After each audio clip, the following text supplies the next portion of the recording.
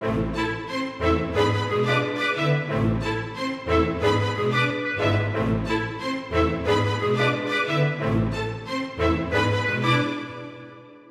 une rapide présentation et Nicolas Jalot vous évidemment parlera des choses plus précisément. Mais simplement sur les motivations de Snowden.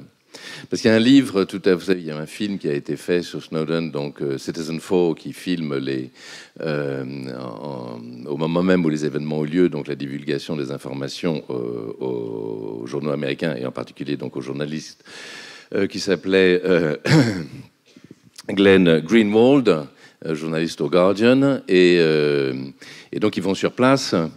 Et vous pouvez voir ce film qui est un film tout à fait extraordinaire. Et Greenwald a ensuite fait un livre qui, je crois d'ailleurs, n'a eu à peu près aucun succès en France, qui s'appelle Nowhere to Hide et qui a été traduit donc chez Jean-Claude Lattès, Nulle part où se cacher. Et dans ce livre, il y a un moment donc, qui est extraordinairement intéressant, pas tout le détail évidemment de toutes les révélations, mais les motivations de Snowden. Et j'avais déjà évoqué hier ça à propos du lien qu'il pouvait avoir avec les dissidents et au sens où les motivations éthiques pouvaient être de même nature. Et je juste vous lire ce petit passage qui nous permettra de faire la transition avec Orekhoff. Greenwald écrit ceci: très tôt, le raisonnement moral de Snowden, né, disait-il, d'une réflexion qui constituait un modèle pour tout ce que nous voulons devenir et pourquoi, donna lieu à un profond travail d'introspection autour des obligations éthiques et des limites psychologiques. Et donc là, il cite Snowden. Ce qui maintient une personne dans la passivité et l'obéissance, expliquait-il, c'est la crainte des répercussions. Mais une fois que vous avez renoncé à votre attachement, à des choses qui ne comptent guère, l'argent, la carrière, la sécurité, rien ne vous empêche de surmonter cette peur. Et un peu plus loin, il dit, au fond, Internet m'a permis d'expérimenter la liberté et d'explorer pleinement mes facultés d'être humain.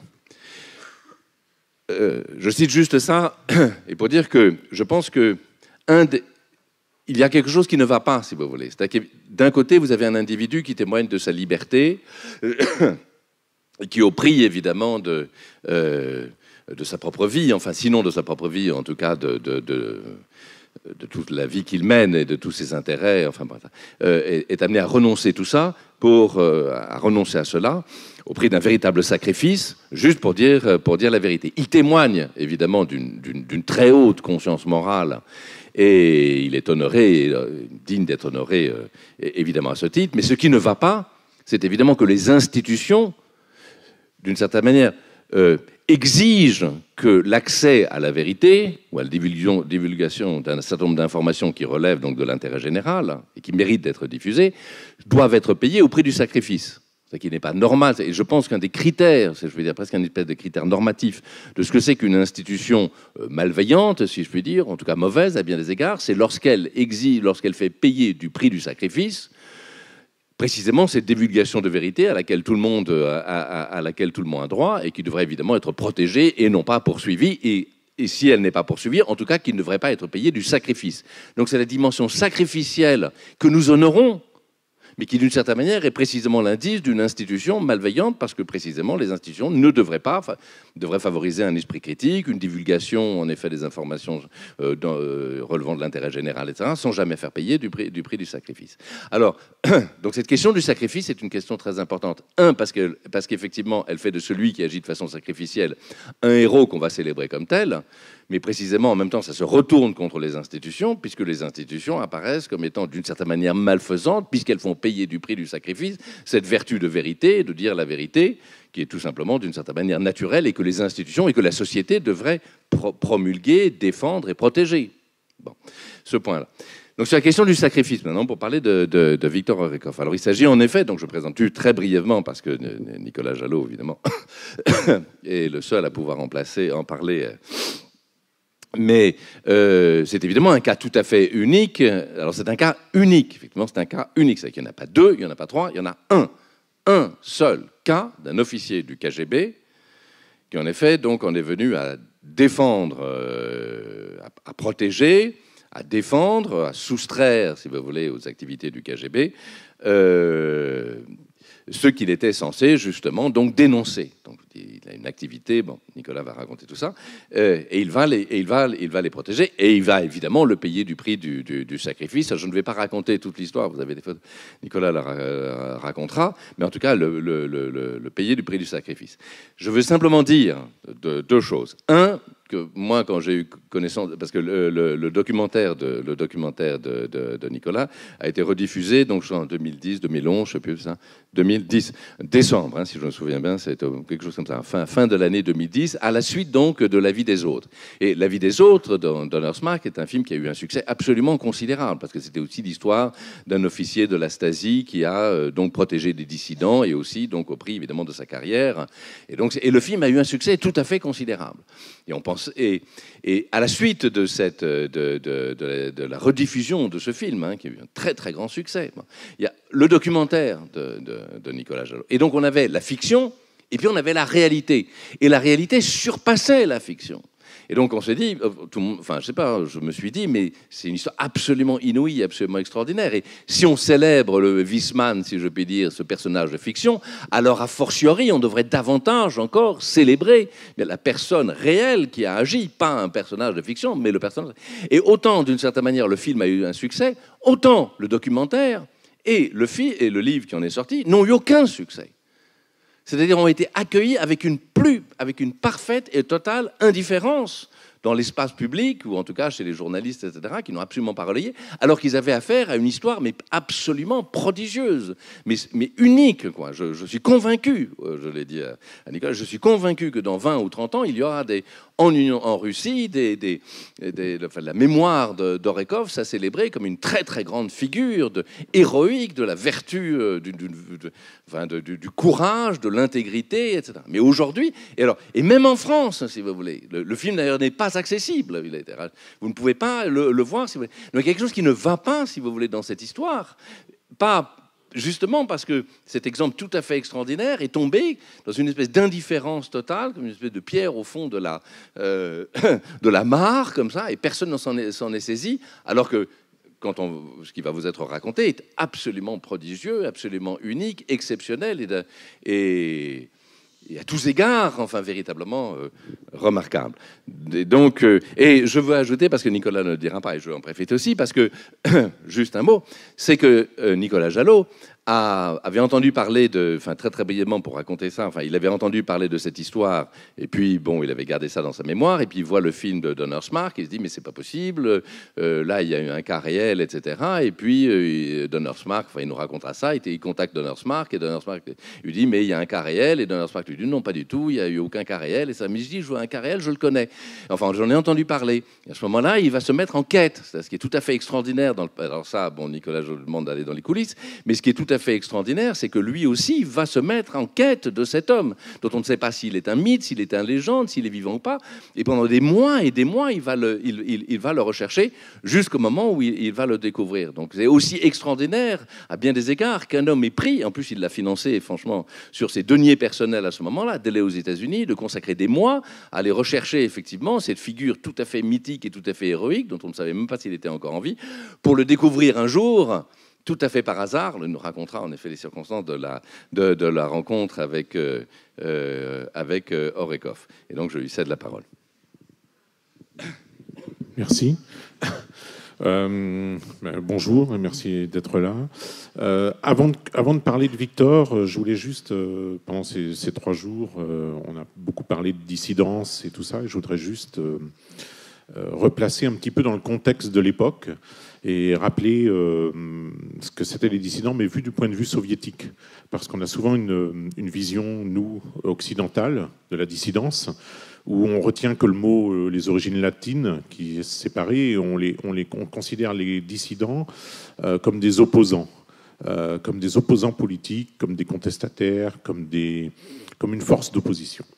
En fait, il existe un mot en russe, inakomolievitch, qui veut dire quelqu'un qui pense autrement.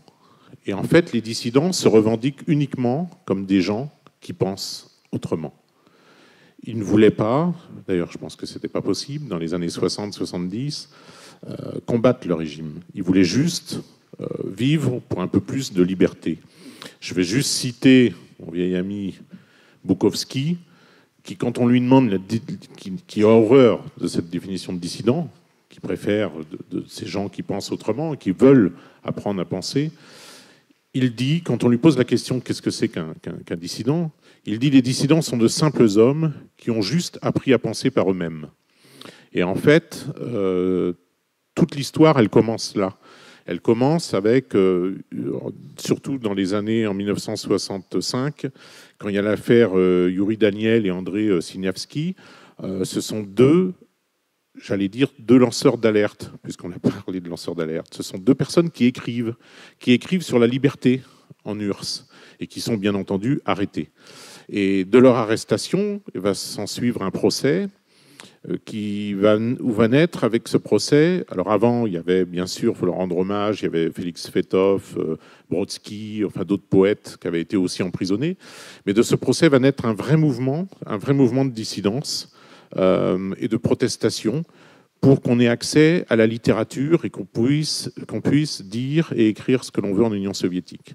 Alors ça peut paraître un petit peu fou de parler de ça aujourd'hui, mais à l'époque c'était impossible. Et donc vous aviez toute une littérature interdite qui était absolument qui circulait sous le manteau et qui était absolument inaccessible. Et le KGB était très inquiet de ce mouvement. Et le KGB, c'était Andropov dans les années 65-66. Andropov avec Bobkov ont l'idée de créer au KGB, au sein du KGB, un nouveau département qui sera le département le plus important pour le KGB. C'est le paradoxe aujourd'hui, alors qu'on pense qu'avec la guerre froide, ça peut être l'espionnage, le contre-espionnage, mais le 5e département devient le département le plus important, c'est la lutte contre l'ennemi de l'intérieur. C'était la lutte contre ceux qui pensaient différemment. Et donc, pour les Occidentaux, la lutte contre les dissidents. Mais les Russes refusent souvent cette appellation parce qu'ils voulaient juste être des hommes libres. Et beaucoup ne se considèrent pas comme dissidents. C'est pour ça que je voulais juste faire un petit rappel là-dessus. Et donc, quand il y a cette création de ce département en 1967, les meilleurs officiers de l'époque sont recrutés en 67, 68, 69, sont recrutés pour rejoindre ce département et donc ils doivent lutter contre on peut dire le mot, contre les intellectuels de l'époque qui ne sont pas dans le rang du parti. Et donc mon personnage, Victor Oryekov, le personnage dont vous parlez Michel tout à l'heure, a été recruté pour travailler au 5e département. Et une de ses passions à l'époque, c'était la littérature. Donc il a eu beaucoup de chance parce que dans le 5e département, pour comprendre l'ennemi de l'intérieur, on avait le droit de lire la littérature interdite. Donc lui, bien sûr, il lisait. C'est un personnage, je reviendrai là-dessus tout à l'heure, mais assez surprenant parce qu'il est capable de vous parler de Sartre, de Camus pendant des heures. Voilà, il lisait tout ce qu'il pouvait. Tout ce qu'il pouvait, il le lisait. Et lui, il avait le droit, bien sûr. Et donc, au bout d'un moment, le premier acte, l'autre jour, je me suis remémoré le premier acte qu'il fait basculer. Michel le soulignait, et dans le film, il y est, c'est qu'en fait, un jour, il reçoit 2 jeunes filles qui venaient d'être embauchées à la météo et qui avaient un livre interdit, le livre d'Al-Malrik qui s'intitulait, je crois, « L'Union soviétique existera-t-elle encore en 1984 ?» en référence à Orwell, pour ceux qui ont lu. Et donc, il est devant un cas de conscience et il se dit « Mais moi, j'adore ce livre. il est super. » En fait, qu'est-ce qui aurait dû se passer? Il aurait dû faire une enquête sur les filles. Voilà, elles prenaient 3 ans ou 5 ans de relégation ou de camp, de rééducation par le travail, et puis c'était fini. Et ce jour-là, il a refusé. Il a refusé parce que la littérature l'a fait mûrir. C'est ce qu'il explique dans le livre et dans le film. La littérature l'a fait mûrir, c'est le thème qu'il emploie, mais surtout l'a fait apprendre à penser par soi-même. Et donc ce jour-là, il a refusé, il a falsifié le rapport, et ça a été le premier acte qui l'a fait basculer de l'autre côté du miroir. Il s'est passé, je pense, un tremblement de terre dans sa tête, et ce jour-là. Et moi, je me souviens que lorsque je l'ai rencontré, il m'a dit c'est l'acte que j'aurais jamais dû faire quelque part, parce qu'à partir du moment où j'avais fait cet acte-là, je savais qu'il y aurait un 2e et un 3e, etc.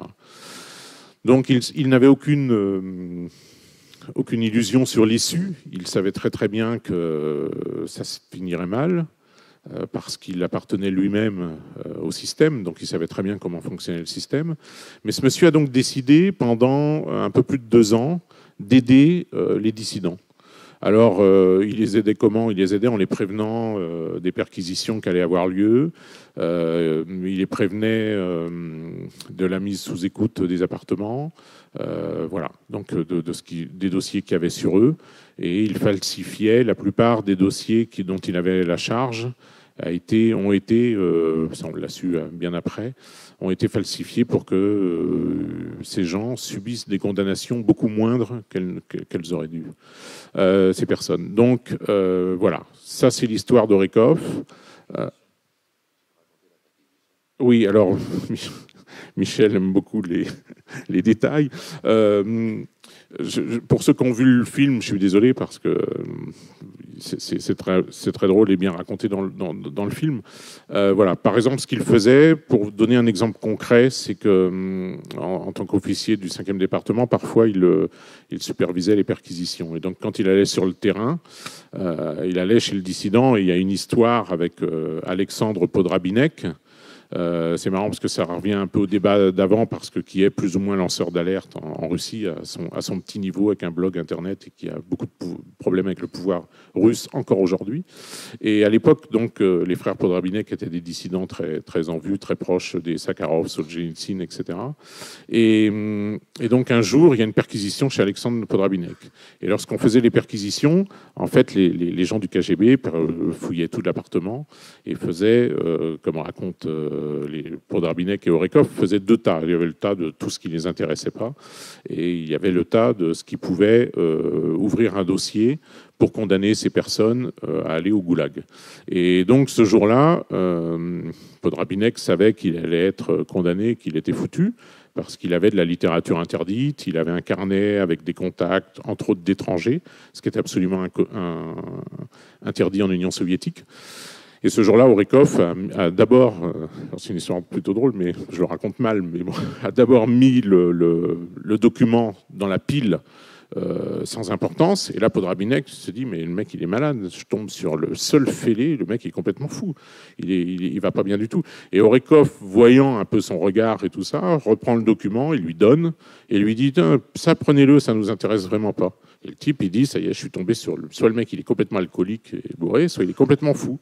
Et voilà, c'était ce genre de petits détails, de petites choses. Ce sont pas... on va pas faire une présentation de l'héroïsme, mais ce sont pas... ce sont souvent des actes qui sont des petits détails qui amélioraient la vie de ces gens et qui leur permettaient de ne pas être arrêtés ou de ne pas subir des peines trop longues. C'est absolument unique dans l'histoire du KGB, parce que c'est le seul et unique cas. C'était absolument impossible, pour 2 raisons. C'est-à-dire que la première, normalement, le recrutement faisait que c'était que des vrais, des purs et des durs.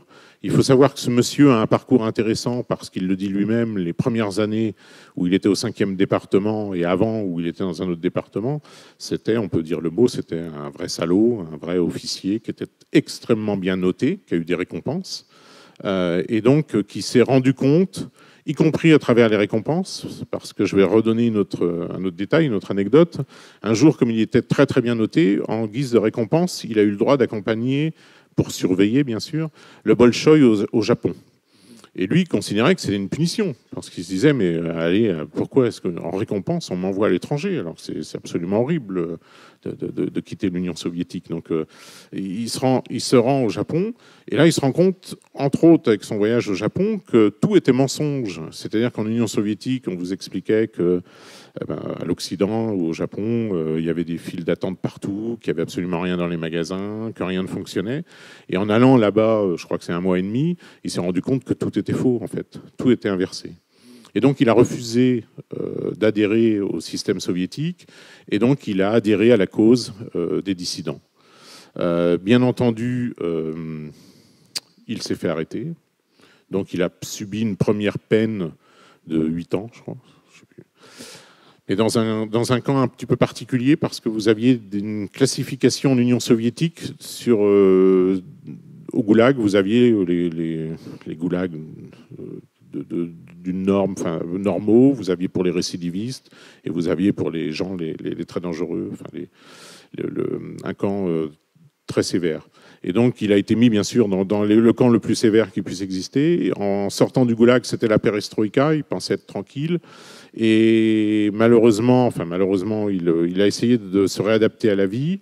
Et par l'intermédiaire d'un journaliste russe, il a repris contact, il s'est remis en contact avec les dissidents, qui l'ont refait, entre guillemets, travailler avec lui contre le système russe. Et il s'est fait réarrêter, alors je ne veux pas rentrer dans les détails parce qu'on va être beaucoup trop long, mais il s'est fait réarrêter et il a été condamné à 3 ans. Et ensuite, il y a eu un contrat sur sa tête et les autorités américaines lui ont proposé, l'ont invité à être exfiltré et à partir en exil, sans documents, sans rien. Donc c'est la CIA qui l'a en fait exfiltré d'Union soviétique pour les États-Unis, où en 2012 il vivait toujours, mais depuis je ne sais pas. Tu peux raconter quand même comment tu l'as cherché, comment tu l'as trouvé, et qu'est-ce qu'il faisait, parce que c'est quand même trop étonnant ça.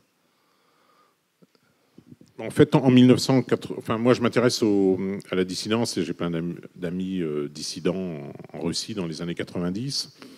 Et donc en 1998, j'avais eu le projet de faire un travail, un film ou un livre, un travail sur les dissidents. Projet qui est un peu tombé à l'eau, mais lors de ce projet, j'avais entendu parler par les dissidents de ce cas justement de Viktor Oryekov, ce cas unique. Et j'avais commencé à chercher sa trace. Mais en fait, absolument personne ne savait ce qu'il était devenu. On savait juste qu'il était parti aux États-Unis, mais personne n'avait de nouvelles. Et donc, en 2007, 2008, lorsque le film La vie des autres est sorti, je suis allé le voir, je m'en souviens encore, c'était le jour de sa sortie, parce que le synopsis m'intriguait beaucoup. Et en rentrant du cinéma, je suis descendu dans ma cave pour retrouver mes carnets de notes de 10 ans plus tôt, de 98, pour retrouver justement tout ce que j'avais écrit sur ce monsieur. Et là, j'ai appelé le réalisateur en me disant, je me suis dit, il s'est inspiré de cette histoire. Et là, il m'a, comme disait Michel tout à l'heure, il m'a certifié que, d'ailleurs, je l'ai rencontré après, et il me l'a dit, c'est une pure fiction. Et c'était assez surprenant parce que, justement, il y avait plein de similitudes avec la vraie histoire. Et là, je me suis mis en tête de le chercher. Et donc, j'ai fait ce qu'on appelle un travail d'investigation. Donc, je suis retourné à Moscou, voir tous les gens qui connaissaient. Je savais qu'il avait appelé parce qu'il avait sa maman qui était encore en vie quand il est parti au milieu des années 90.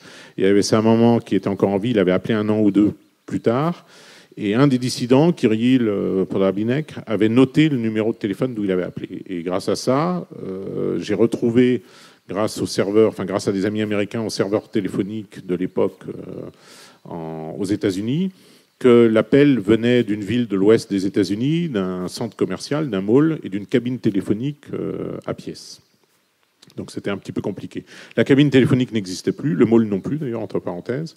Mais ça a été le point de départ pour le chercher. Donc je suis parti dans une sorte de, je ne sais pas comment on peut appeler ça, d'aventure ubuesque dans l'ouest des États-Unis, en faisant une démarche un petit peu particulière, c'est-à-dire en allant voir tout ce qui, de près ou de loin, pourrait m'amener à lui, c'est-à-dire les communautés religieuses russes, la diaspora bien sûr, les bibliothèques, même les agents immobiliers, enfin voilà, les mairies, etc.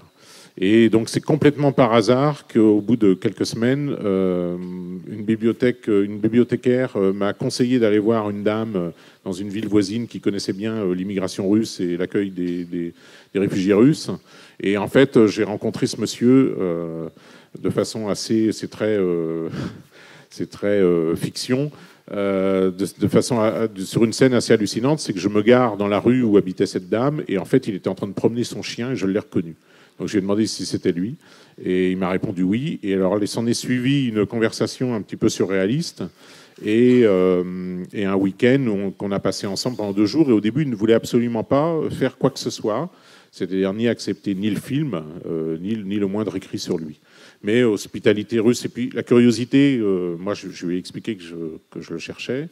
La curiosité, il voulait savoir ce qu'étaient devenus les autres dissidents, donc on a passé un super week-end ensemble, à boire et à manger, surtout à boire. Et c'est lui qui me posait plus de questions que le contraire. Mais il était hors de question de faire quoi que ce soit. Et puis finalement, le lundi, il a décidé, comme il dit lui-même, en fait, c'est parce que je lui disais, c'est votre film, ce serait votre film, c'est votre histoire. Et il me disait non, c'est mon testament. Parce qu'en fait, ce monsieur considère qu'il est mort à partir du moment où il a quitté l'Union soviétique. Sa vie n'a plus aucun sens. Là, je vais dévoiler le secret pour ceux qui veulent voir le film ou le livre, mais il est livreur de pizza. Et il ne parle de son histoire absolument à personne, et personne ne connaît absolument son histoire. Il bénéficie du système de protection des témoins aux États-Unis, ce qui est un système quand même à la fois très au point et très secret. Pour vous redonner une autre anecdote, quand lui a décidé qu'on allait faire ce livre après le tournage du film, quand je suis retourné aux États-Unis, j'ai été accueilli de façon d'ailleurs très cordiale, il faut le dire, par le FBI qui m'a pris ma puce de mon téléphone, mon ordinateur, enfin tout ce qui pouvait le relier à lui. Voilà.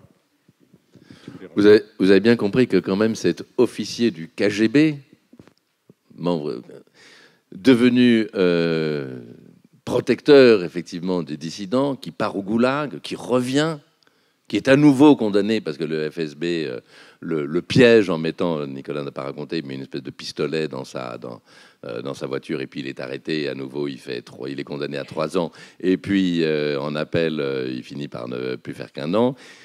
Cette histoire rocambolesque. Et il est exfiltré des États-Unis par la CIA, laissé en quelque sorte à l'abandon comme un paria en Union soviétique, aux États-Unis, totalement oublié de son histoire, désespéré parce que se considérant comme étant un poisson dans un bocal en train de moisir. Cet officier du KGB est devenu, et vous avez vu les photos, livreur de pizza. Alors ça, je veux dire, si c'est pas une histoire, je veux dire, incroyablement, outre l'héroïsme romanesque, hein, incroyablement romanesque. Donc l'imagination s'empare de ça. Enfin, je vais vous raconter au-delà même de la fiction. Il n'empêche que, inexplicablement, comme je le dis, n'est-ce pas, cela n'a intéressé personne. Le film n'a pas du tout marché, ça tu le dis toi-même, hein, le film a été un bide complet, alors que Arte s'en était immédiatement emparé. Nicolas m'a raconté quand il a proposé le sujet à Arte a dit banco immédiatement, ils n'ont même pas, parce qu'ils ne font jamais, parce que pour avoir un documentaire sur Arte, c'est quand même très compliqué. Et là, ils l'ont immédiatement accepté, l'éditeur a immédiatement accepté, ils sont enthousiasmés. Moi, j'ai vu ça, j'ai immédiatement contacté, mais on est extrêmement peu nombreux à s'être emparés de cette histoire et à vouloir la raconter. Donc c'est pour ça que quand il a été question de faire un sujet sur la résistance, et j'ai immédiatement pensé évidemment à Nicolas Jalot, et donc il nous fait vraiment l'honneur de venir, et il a projeté son film qu'on ne peut plus saisir. Donc c'est une histoire en effet, mais véritablement unique, mais inexplicablement qui est tombée, c'est vrai, dans une espèce d'indifférence généralisée sur laquelle il faudrait véritablement s'expliquer.